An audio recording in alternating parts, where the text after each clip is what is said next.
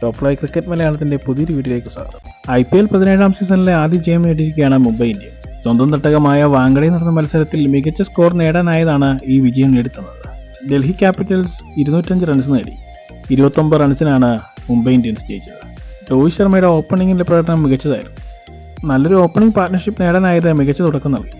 കഴിഞ്ഞ മാച്ചുകളിലെല്ലാം ഒത്തിണക്കമില്ലാത്ത ടീമായി കണ്ടിരുന്ന മുംബൈ ഇന്ത്യൻസ് എന്നാൽ ഈ മാച്ചിലെല്ലാം ഏതാണ്ടൊക്കെ ഭേദമായ പോലെ തോന്നി.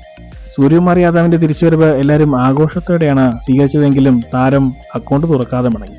എന്നിരുന്നാലും താരത്തിന്റെ സാന്നിധ്യം ടീമിൽ വലിയ മാറ്റങ്ങൾ സൃഷ്ടിച്ചിട്ടുണ്ട് എന്നത് വ്യക്തമാണ്. കൂടാതെ ക്യാപ്റ്റൻ ഹർദിക് പാണ്ഡ്യയുടെ ബാറ്റിംഗ് മിഡിൽ ഓവറുകളിൽ വളരെ മോശമായിരുന്നു. ഒരു T20 വേഗതയിലായിരുന്നില്ല താരം കളിച്ചത്. 33 പന്തിൽ 39 റൺസാണ് താരം നേടിയത്. കുറച്ചുകൂടി അഗ്രസീവായി താരം കളിക്കേണ്ടിയിരിക്കുന്നുവെന്ന് തോന്നി. അവസാന ഓവറുകളിൽ ടിം ഡേവിഡിന്റെയും റൊമേറിയോ ഷെപ്പേർഡിന്റെയും കിടിലൻ ബാറ്റിംഗാണ് ഇത്ര വലിയ സ്കോർ നേടാനായത്. ഈറൻ പുള്ളാറിനെ ഓർമ്മിക്കും വിധം കരുത്തുറ്റ ഷോട്ടുകളാണ് താരത്തിന്റെ ബാറ്റിൽ നിന്ന് പറഞ്ഞത്.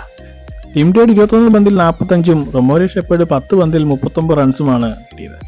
അവസാന ഓവറിൽ 32 റൺസാണ് താരം അടിച്ചുകൂട്ടിയത്. ബോളിംഗിൽ മുംബൈ ഇന്ത്യൻസ് നിരാശപ്പെടുത്തി. ബൂംറ ഒഴികെ ബാക്കി എല്ലാവരും റൺസ് വാരിക്കൂട്ടി. വരും മത്സരങ്ങളിൽ മികച്ച പ്രകടനം കാഴ്ചവെക്കാൻ മുംബൈ ഇന്ത്യൻസിന് സാധിക്കും. കാരണം ആദ്യ ജയം നേടിയെടുക്കുക എന്നത് പ്രയാസമായിരുന്നു. ഇനി മുന്നോട്ട് തന്നെ കുറിക്കും. ടീമായി ഒത്തിണക്കത്തോടെ കളിക്കുന്ന കാഴ്ചയാണ് ഈ മാച്ചിൽ കണ്ടത്. അതുകൊണ്ട് ബോളിംഗിൽ കുറച്ചുകൂടി ശ്രദ്ധിക്കേണ്ടിയിരിക്കുന്നു. ബാറ്റിംഗിൽ മികച്ച പ്രകടനം കാഴ്ചവെക്കാൻ മുംബൈ ഇന്ത്യൻസ് സാധിക്കും. സൂര്യകുമാർ യാദവ് വന്ന് ടീമിന്റെ ആത്മവിശ്വാസം കൂട്ടിയിട്ടുണ്ട്.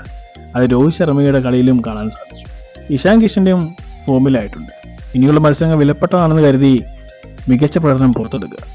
ഇത്തരം ക്രിക്കറ്റ് വാർത്തകൾക്കായി ഈ ചാനൽ സബ്സ്ക്രൈബ് ചെയ്യുക.